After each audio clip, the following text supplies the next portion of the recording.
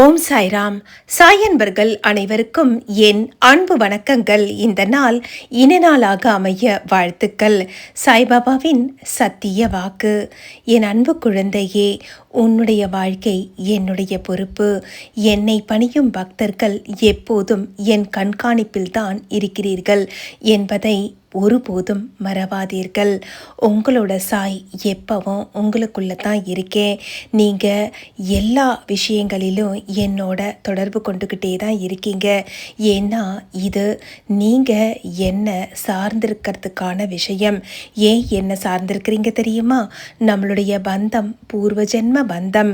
என்னை பணிய வேண்டும் என்ற உன்னுடைய ஆவல், உன்னுடைய அன்பு, உன்னுடைய பக்தி, இவை அனைத்தும் என்னை குருவாக உன்னுடன் பிணைத்து வைத்திருக்கிறது.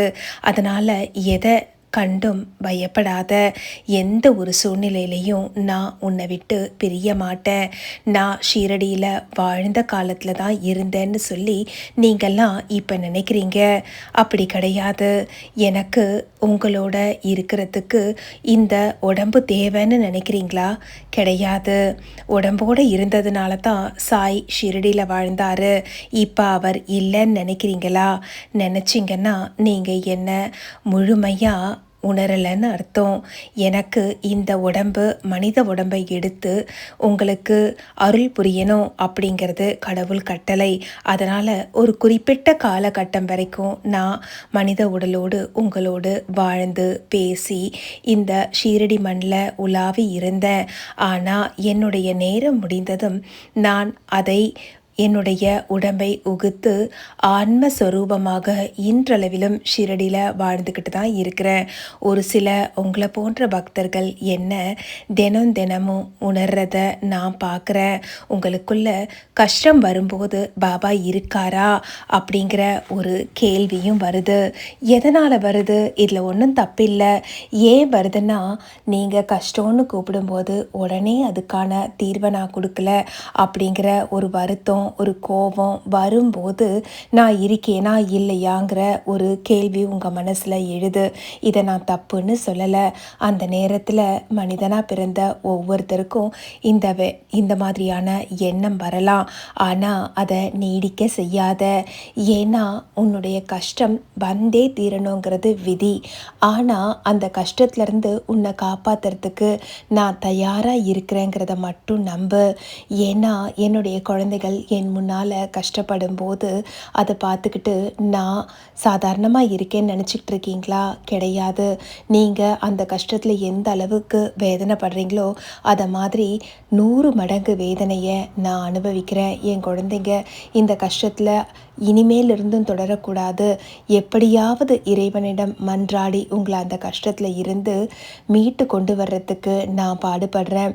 இதை நான் வாழ்ந்த காலத்திலேயே சச்சரிதத்தில் ஒரு குறிப்பாக உணர்த்தி இருப்பேன்.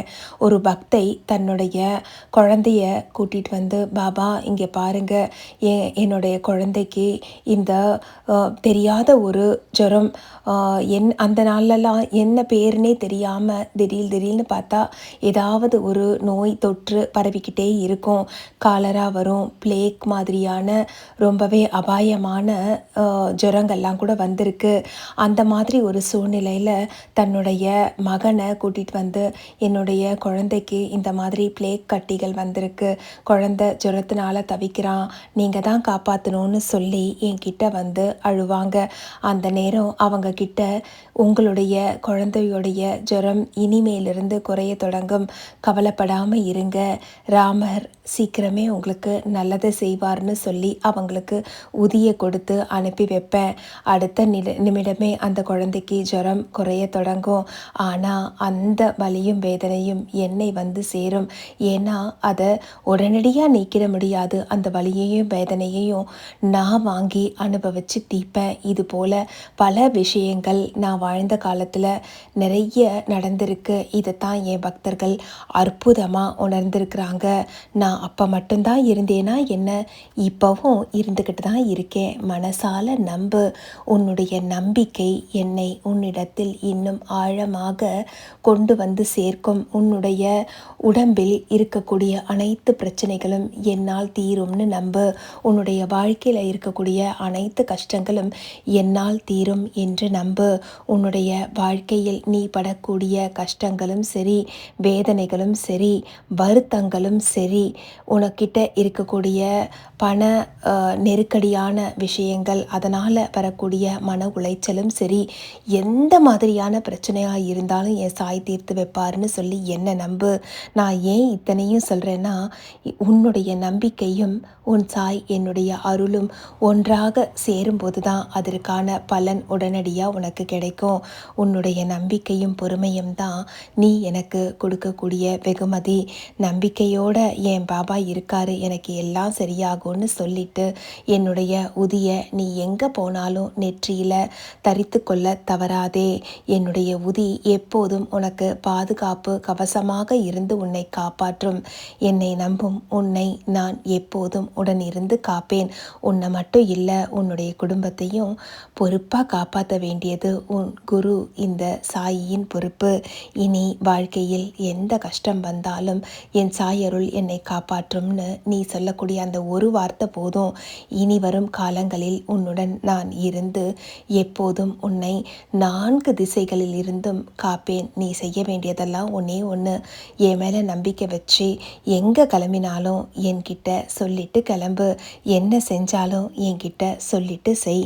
உன்னோட இருந்து உன்னை நான் நிச்சயமாக நல்ல வழிபாதையில் வழி நடத்துவேன். இது உன் சாய் உனக்கு கொடுக்குற சத்திய வாக்கு.